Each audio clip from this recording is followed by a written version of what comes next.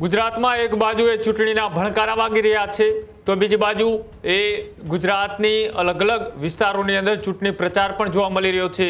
ત્યારે ગુજરાતમાં એક બાજુ ચૂંટણીનો માહોલ ગરમાયો તો બીજી બાજુ અમદાવાદ જિલ્લાના ધંધુકામાં બનેલી ઘટનાએ રાજ્યની કાયદો અને વ્યવસ્થા અને સામાજિક એકતાને લઈ એક મોટો સવાલ પણ ઊભો કરી રહી છે। સામાન્ય ઝઘડાથી શરૂ થયેલો એ વિવાદ હવે બે સમુદાય વચ્ચેના તણાવમાં ફેરવાતો પણ જોવા મળી રહ્યો છે। થોડા દિવસ પહેલા એક યુવકની હત્યા અને હત્યા બાદ હવે વિસ્તારમાં એ રોષનો માહોલ જોવા મળી રહ્યો છે અને આજે કેટલીક જગ્યાએ એ આગ ચાપી થઈ, તોડફોડ થઈ, ભારે હોબાળો સર્જાયો અને પરિસ્થિતિ એટલી ગંભીર બની કે 200 કરતાં વધારે પોલીસના કાફલાને ઘટના સ્થળે પહોંચાડવામાં આવ્યો।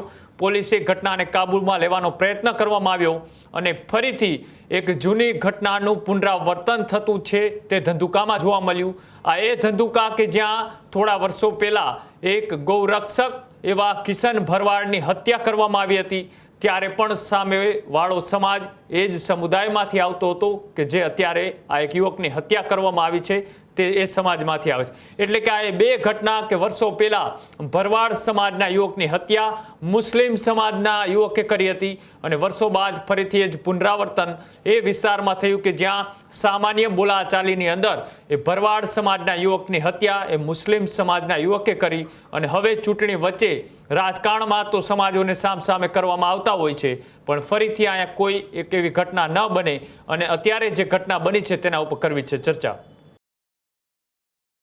ચૂંટણીના સમયગાળામાં આવી ઘટનાઓ બનતી એક માત્ર ક્રાઇમ સ્ટોરી નથી હોતી પરંતુ રાજકીય રીતે પણ ખૂબ જ સંવેદનશીલ મામલો બની જાય છે, કારણ કે જ્યારે મતદાન નજીક હોય ત્યારે દરેક ઘટના પર રાજકારણ છે તે પણ ગરમાતું હોય છે। સમુદાયો વચ્ચે મત વિભાજનની પણ ચર્ચાઓ અત્યારે હાલ તેજ બની છે અને વાતાવરણ વધારે ધ્રુવીકરણ તરફ ધકેલાઈ રહ્યું હોય તેવું લાગી રહ્યું છે।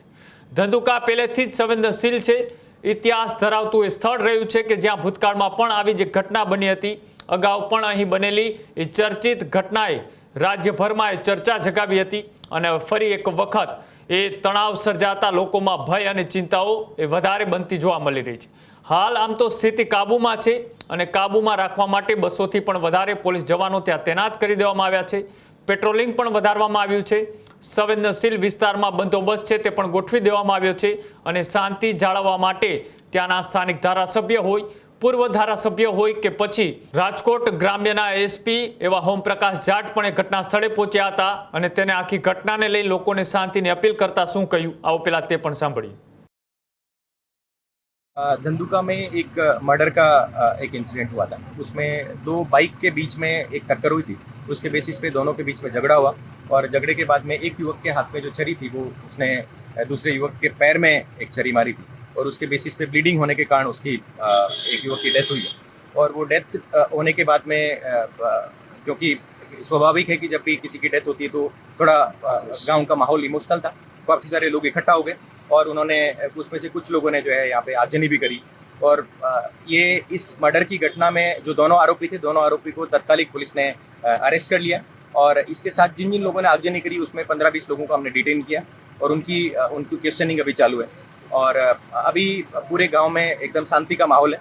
और आपके मार्फत ये कहना चाहता हूँ कि ये शांति बनी रहे, इसमें लोगों का हमें सहयोग चाहिए और जो भी कायदे को हाथ में लेगा उसके खिलाफ कड़क से कड़क कार्रवाई करेंगे, क्योंकि हर जगह हमारी पुलिस तैनात है और हमारी पुलिस जो है सिविल ड्रेस में भी है और यूनिफॉर्म में भी है। तो कोई भी किसी भी तरह का अगर सीक्रेटली भी कोई ऐसा करने की सोच रहा है तो हम उनके खिलाफ कड़क से कड़क कार्रवाई करेंगे और शांति बनी रहे, इसमें सभी लोगों का हमें सहयोग चाहिए। જે રીતના એ દ્રશ્યો સામે આવ્યા હતા, ક્યાંક આગ ચાપી કરવામાં આવી તો ક્યાંક તોડફોડ કરવામાં આવી અને ફરીથી બે સમુદાયો ત્યાં સામને આવ્યા। આમ તો જ્યારે જ્યારે કોઈ પણ જગ્યાએ ચૂંટણીઓ આવતી હોય છે ત્યારે ખાસ કરી અને એકબીજા સમાજને અથવા તો એકબીજા સમુદાયને સામસામે કરવાનો નેતાઓ પ્રયત્નો કરતા હોય છે, પણ જ્યારે આવી સંવેદનશીલ ઘટનાઓ બનતી હોય છે એ માત્ર ક્રાઇમ સ્ટોરી નથી હોતી, આની સીધી જ અસર એ રાજકારણમાં અને મતના ધ્રુવીકરણમાં સીધી પડતી હોય છે। પણ આ એ ધંધુકા છે કે જ્યાં એ ફરીથી આ ઘટનાનું પુનરાવર્તન થયું છે એટલે ચોક્કસથી કાયદો અને વ્યવસ્થાને લઈ પણ ત્યારે હાલ સવાલો ઉઠી રહ્યા છે કે શું ગુજરાતમાં કાયદો અને વ્યવસ્થા એ ઠીક છે? આમ તો રાજ્યના નાયબ મુખ્યમંત્રી હર્ષ સંઘવી આવા લુખ્ખા અને આવારા તત્વો ઉપર એ કાર્યવાહી કરવા માટેની પોલીસને ખુલ્લી છૂટ આપેલી છે। તો પછી આવા બેફામ બનેલા તત્વો એ આખા ધંધુકાને બાનમાં લેવાનો શા માટે પ્રયત્ન કરી રહ્યા છે તે પણ અત્યારે હાલ સવાલ છે. પણ જે ઘટના બની છે એ ઘટનાને લઈ પોલીસ અત્યારે તકેદારીના ભાગરૂપે શાંતિનો માહોલ બની રહે તેવા પ્રયત્નો તો કરી રહી છે. ધંધુકાની અંદર આવી કોઈ પણ ઘટના ના બને તેના માટે પોલીસ ચાપતો બંદોબસ્તો રાખી રહી છે. પણ શું આ ઘટના સુનિયોજિત હતી? આ ઘટના પહેલા કોઈ ચોક્કસ પ્લાન તૈયાર કરવામાં આવ્યો હતો? આની પાછળ જે લોકો જવાબદાર છે એ જ છે કે પછી આનો દોરી સંચાર બીજે ક્યાંયથી ચાલી રહ્યો છે?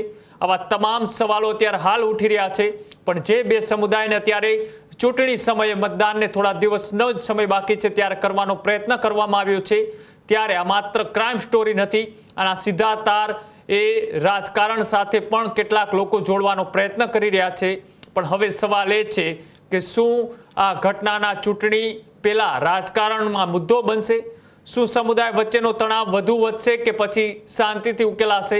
અને સૌથી મહત્વનો સવાલ એ છે કે શું ગુજરાત ફરી એક વખત શાંતિ અને એકતાનો સંદેશ પૂરો પાડશે? ફિલહાલ આ સમગ્ર રાજ્યની નજર એ ધંધુકા ઉપર ટકેલી છે, કેમ કે જ્યારે વર્ષો પહેલા એ ઇતિહાસ અહીંયાથી પુનરાવર્તન અત્યારે થતો દેખાઈ રહ્યો છે. ધંધુકાની અંદર જે ઘટના બની હતી ભરવાડ સમાજના યુવકની હત્યા કરવાની, ફરીથી એક નાની એવી બોલાચાલીની અંદર એ હત્યાને અંજામ આપવામાં આવ્યો છે. ત્યારે કાયદો અને વ્યવસ્થા ઉપર તો ચોક્કસ સવાલ ઉઠી રહ્યા છે. પણ સાથે સાથે આ જે હિંસક બનેલા ટોળાની પાછળ કોણ દોરી સંચાર કરી રહ્યું છે? કોણ ગુજરાતની શાંતિને ડોળવાનો પ્રયત્ન કરી રહ્યા છે? અને સાથે સાથે ચૂંટણી સમયે જ આવી જ્યારે ઘટનાઓ બનતી હોય છે ત્યારે ઘટનાના તાર સીધા ગાંધીનગર સુધી જોડાતા હોય છે, એટલે કે ગાંધીનગર સુધી એમના પડઘા પડતા હોય છે. અને જ્યારે આજથી વર્ષો પહેલાં એ જે ઘટના બની હતી તેમાં ન્યાય મળ્યો છે કે નહીં, તે ઘટનાને પણ ફરીથી ક્યાંક ને ક્યાંક અત્યારે તાજી અને યાદ કરવાનો પ્રયત્ન પણ કરવામાં આવી રહ્યો છે. ભૂતકાળને ફરીથી ઢંઢોળવાનો પ્રયત્ન કરવામાં આવી રહ્યો છે. એટલે કે આવી જ્યારે એ ઘટનાઓ બનતી હોય છે ત્યારે તેમનો ભૂતકાળ એ ચોક્કસથી લોકો યાદ કરતા હોય છે. પણ ધારાસભ્ય હોય કે પછી સ્થાનિક આગેવાનો હોય, પોલીસ તંત્ર હોય કે પછી પદ અધિકારી હોય કે અધિકારી હોય, તમામની જવાબદારી છે કે વિસ્તારની શાંતિ ન ડહોળાય. અને સાથે સાથે મીડિયા તરીકે અમારી પણ જવાબદારી છે કે વિસ્તારની શાંતિ જળવાઈ રહે તે માટેના અમે સચોટ અને ચોક્કસ સમાચાર તમારા સુધી પહોંચાડવાનો પ્રયત્ન કરીએ. અને એ જ રીતના અમે પણ તમને શાંતિની અપીલ કરી રહ્યા છે કે જ્યારે રાજ્યની અંદર એકતા હંમેશા એ જરૂરી છે. આપણું રાજ્ય હંમેશા એકતાને સંદેશ આપતું આવ્યું છે. અને ફરી એક વખત જ્યારે ચૂંટણી સમયે આવા ઘટનાઓ ચર્ચાઓમાં આવે ત્યારે ચૂંટણીનો મુદ્દો રાજકીય પક્ષ અથવા તો વિપક્ષ ના બનાવે તેની પણ ખાસ તકેદારી રાખી અને લોકોએ આમાં એક સમજણપૂર્વકનો નિર્ણય લે તેવી પણ અત્યારે ક્યાંક ને ક્યાંક ચર્ચાઓ ચાલી રહી છે. આ મુદ્દો એ રાજકીય નહીં પણ ક્યાંક ને ક્યાંક સામાજિક એકતાનો સંદેશ આપે તેવી સૌ કોઈ અપીલ કરી રહ્યા છે. જોવાનું રહેશે કે આ ઘટના એ માત્ર બે સમુદાય પૂરતી જે ઘટના બની હતી તેની લઈ જે સામસામે આવવાનો પ્રયત્ન થયો હતો ત્યારબાદ એ પોલીસે સમગ્ર મામલો તો શાંત પાડ્યો. પણ હવે આગામી દિવસોની અંદર એ માત્ર આ બે વ્યક્તિઓ વચ્ચે બનેલી ટક્કર એ બે સમાજ વચ્ચે સામસામે ન થાય તે પણ જોવાનું રહેશે. હજુ સુધી તમે અમારી ચેનલને સબસ્ક્રાઇબ નથી કરી તો અત્યારે જ ન્યૂઝરૂમ ગુજરાતને સબસ્ક્રાઇબ કરો, ફેસબુક અને ઇન્સ્ટાગ્રામ પર ફોલો કરો.